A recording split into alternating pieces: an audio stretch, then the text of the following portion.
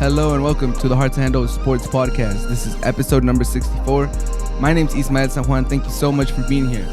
The NFL season is here. The Bucks and the Cowboys play tonight, kicking off the NFL season. I'm very excited. But before that, I got to do my NFL predictions. Who's going to win the Super Bowl? Who's going to make the playoffs? Who's going to win the awards from MVP to Coach of the Year? All of that on this episode. And also, Djokovic punches his ticket to the semifinals where he will face off against Zverev. We'll touch on his game against Berrettini. He's 2 wins away from obtaining the Grand Slam in the calendar year. All of that on this episode of the H2H Sports Podcast. Let's get started. So the NFL season is here. We're all very excited. It should be a holiday. It's one of the best days of the year. The NFL season's back after 7 long months. It is finally back. So with that being said, my NFL predictions are in the AFC. I have the Chiefs, the Bills, the Titans, the Ravens winning their divisions, and the 3 wildcard spots, I think is going to be the Chargers, the Browns, and the last spot is kind of iffy to talk about. Like, there's not too many teams that really pop out, in my opinion. So, in my opinion, it's going to come down between the Patriots, the Colts, and the Broncos for that last wildcard spot. And I think I'll just go with the Colts because they made the playoffs last year. They have a nice roster. Their defense is solid. They have a nice run game. And if Carson Wentz picks it up, if he does good this year, if he has a kind of renaissance, then it'll be good for the Colts, and they should be able to beat out the Patriots with the rookie quarterback and the Broncos with Teddy Bridgewater. So those are my teams for the AFC. I think it's pretty self-explanatory. The Chiefs, with the revamped offensive line, should be better. They should still be the class of the AFC. The Bills, they just paid Josh Allen. I think they only keep improving. They're the number 2 seed. The Titans with A.J. Brown and Julio Jones as their 2 bookend wide receivers, along with Derrick Henry and Ryan Tannehill has been playing great. I think they get the number 3 seed, the Ravens. These predictions were done before today when they lost another running back, but I believe in Harbaugh. I believe in the former MVP Lamar Jackson, and I think they get it done. I think they win the North. The Chargers, they're one of those teams that have a lot of talent. Derwin James is coming back. Keenan Allen is still there. They did get some upgrades to that offensive line, and Justin Herbert, in my opinion, is the real deal. He's one of the best young quarterbacks in the league. Rookie of the Year last year. I think he takes another step in his second season, and the Chargers make it back to the playoffs. And for the Browns, they just have a loaded roster, top to bottom, tight end, defensive end. Everywhere you look, they're pretty loaded. I think they're one of the most talented teams in the NFL, so I think they get a wild card spot this year. And in the NFC, top to bottom, I have the Packers, the Rams, Tampa Bay, Cowboys winning their respective divisions. And then for the wild card spot, I have the Seahawks, the Panthers, and the Niners all securing wild card spots. Pretty self-explanatory. Packers 13-3 the last 2 years, 2 appearances in the NFC Championship in the last 2 years. I think they keep that momentum going. Aaron Rodgers looked like he's back. He's completely invested in the team, and they should have another good season. The Rams with Matthew Stafford, Sean McVay, I think they pushed the Packers for that number 1 seed, but they're just in a very tough division with the Niners and the Seahawks and even the Cardinals. So I think that's going to, give the Packers the edge. Tampa Bay is bringing back all 22 starters. The 16 players that got the most snaps on the offensive side are also coming back. So I think they're going to be good, if not better. But I do have them getting that 3rd seed. Cowboys with Dak Prescott should win the East. They have the best quarterback in the division, and they have the best wide receiver room, and they probably have the best running back too. So bounce back year by Elliott. Comeback player of the year candidate Dak Prescott. We'll get into that later. I think the Cowboys win the East. The Seahawks, they could compete with the Rams for the NFC West, but I think they just narrowly miss out on the division championship. They're your number 1 wild card spot in the NFC. And the surprise to many, I think the Panthers with Sam Darnold and McCaffrey coming back this year, I think they get a wild card spot. I believe Sam Darnold hadn't had the best of luck with the Jets, but being in a different offense, giving another chance, I think he thrives in the Panthers offense. They have a nice plethora of weapons, so I think that will help them out. I think the Panthers sneak into the playoffs. And the Niners, I think they'll go to Trey Lance at some point, and then the offense will take another step. They'll take a whole another dimension, and they will get the last wild card spot, in my opinion. Some teams that narrowly missed the cut on the NFC side, I'm looking at the Washington football team and the Saints. I think the Washington football team has one of the best defenses in the league, if not the best. But I got to see if they're going to get Fitzmagic or Fitztragic. Fitzmagic, if he's playing good for the whole season, they have a chance to make the playoffs. But he hasn't been able to do that for a complete season in his whole career. So we'll see what he does at the age of like 37, I believe, or 38. Washington football team, that's one of the teams that will be in the mix. And the Saints, it all depends on Jameis Winston and how good they get Michael Thomas, how good of a Michael Thomas they get when he comes back from injury. If Michael Thomas can make a lot of impact, help Jameis Winston, and Jameis Winston doesn't turn the ball over, I think they should be in contention all the way to the end. So those are my teams that I think are going to make the playoffs. Let me know if I missed anyone, if I completely missed the mark, or if you guys agree with my picks. And for the Super Bowl prediction, I have the Chiefs going back to the Super Bowl. I really like what they did with that offensive line, completely rebuilt it. I think they're built to go deep into the playoffs. And Patrick Mahomes, in my opinion, is still the best quarterback in the league. So I see them making the Super Bowl one more time, barring any injuries or barring any COVID scares or suspensions or whatever. And the second team for the NFC that I think is going to make the Super Bowl, I think is going to be the Packers. I think the last dance is going to be an amazing run. I'm sure you guys seen those edits when Aaron Rodgers returned to the Packers, and basically they were saying it'll be a 1 year plan. Like they'll take every year, and revisit it in the offseason if he's going to stay or go. So depending if he goes or leaves, we'll see how it works out. But I think the Packers rally behind Aaron Rodgers, and they have a Cinderella run to the Super Bowl, and Aaron Rodgers wins his second Super Bowl. That's my prediction. I think the Packers are going to be your Super Bowl champions this year. So yeah, let me know what you guys think. I know there's other people that think the Tampa Bay is going to repeat or the Chiefs are going to win. I even see people talking about the Rams possibly going all the way. There's a lot of good teams this year. I could definitely make an argument for all of those teams that I have mentioned. I even have some people say that the Browns are going to win the whole thing. That one's a little more lukewarm, in my opinion, because we'll see how good Baker Mayfield is. But I think Chiefs-Packers would be a great Super Bowl, in my opinion. One of the best quarterbacks ever in Aaron Rodgers. Potential to be the GOAT in Patrick Mahomes.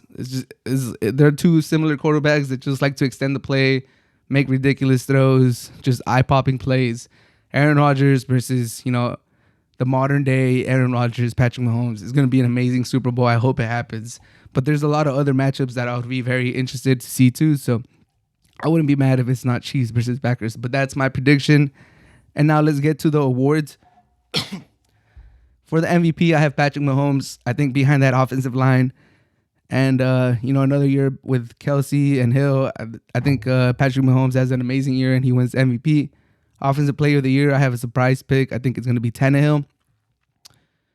With Julio Jones, A.J. Brown, and Derrick Henry, I think the offense could be elite, and Tannehill is going to make it all work together. So Tannehill is my Offensive Player of the Year. Defensive Player of the Year, Myles Garrett, physical specimen. I don't have to say too much. He gets Dwayne. He gets Clowney next to him, so that should help him out. Myles Garrett is my Defensive Player of the Year. Offensive Rookie of the Year, Kyle Pitts. Matt Ryan has to throw the ball somewhere, and Julio Jones is gone. Kyle Pitts should get a lot of targets. I would not be surprised if he goes over 1,000 yards and over 10 touchdowns. But my asterisk is if Trey Lance is starting by week 5, I think Trey Lance steals Offensive Rookie of the Year from Kyle Pitts. I think Mac Jones and obviously Trevor Lawrence are going to be there. But if Trey Lance starts by week 5, I think he has a very high possibility of stealing the Offensive Rookie of the Year with that offense, with Shanahan and the Niners making the playoffs, in my opinion. I think Trey Lance has a good chance of stealing Offensive Rookie of the Year. Defensive Rookie of the Year, Patrick Surtain, the second. With the Broncos, they're going to have a nice defense. He looks like he's going to be a lockdown corner. Comeback player of the year, I think is going to be Prescott. It's almost aforementioned that a player that just got a really ridiculous contract, one of the highest paid players in the league, playing for the Cowboys. He's going to put up gaudy numbers, has one of the best wide receiver rooms in the NFL. I think it's almost a log that Prescott's going to get it, but there will be competition from Derwin James and Christian McCaffrey, both great elite players that if they play great, they could potentially steal it from Prescott. But I think just playing for the Cowboys, being an Americans team, being a star of Hard Knocks, Prescott, I think it's Prescott's award to lose. And I think he has a good year and he wins Comeback Player of the Year. And for Coach of the Year, I think it's going to be Sean McVay. I believe in Stafford because of his talent, because I know he got a bad draw getting drafted by the Lions.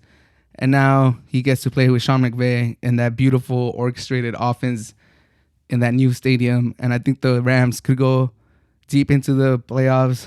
They're going to win the West, in my opinion. So Sean McVay is going to win Coach of the Year. That duo, Sean McVay and Matthew Stafford, has a lot of potential. I can't wait to see the Rams. So those are my predictions for the 2021 NFL season.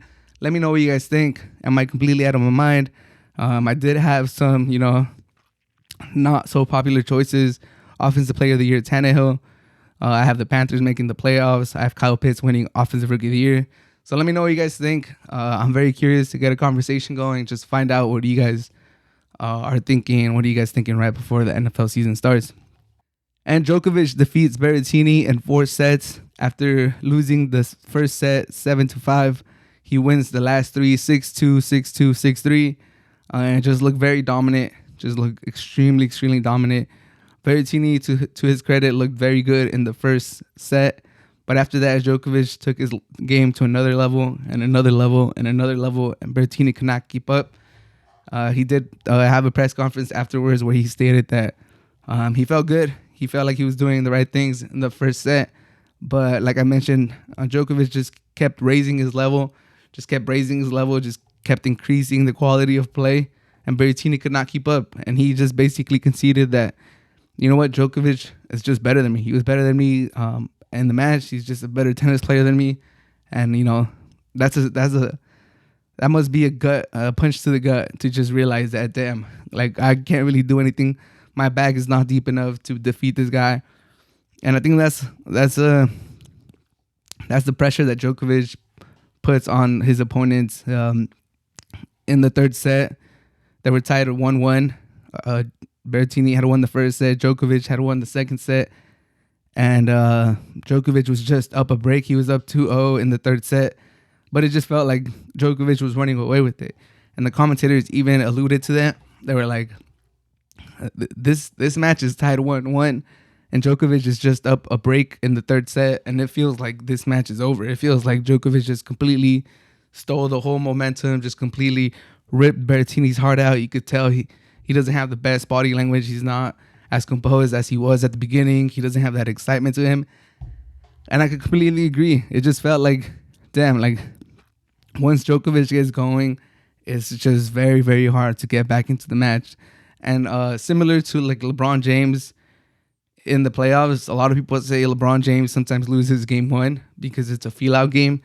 He's just seeing how you play. He's seeing how the defense is going to defend him. And then he uses game 1. He doesn't lose it on purpose, but it's a feel-out game. He's not going like 100 miles per hour. He's kind of just, letting other people dictate. He's letting his other teammates, run the offense. And he's just seeing how the defense reacts.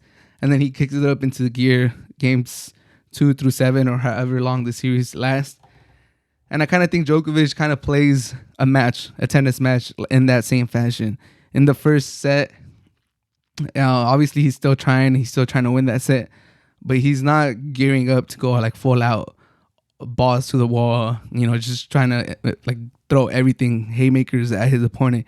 He's kind of just, playing, seeing what the opponent has, seeing if he has a game plan or if he switched it up on him. And once he sees what your level is, how you're playing against him, he's just so versatile. He has so many tools in his bag that once he figures out how you're playing and he ramps it up a level in the latter sets, there's nothing you could do. Or you have to be one of the all-time greats to be able to adjust on the run. And unfortunately, Berrettini, he's not one of those. And Djokovic handily beats him after winning 7 games in the first set.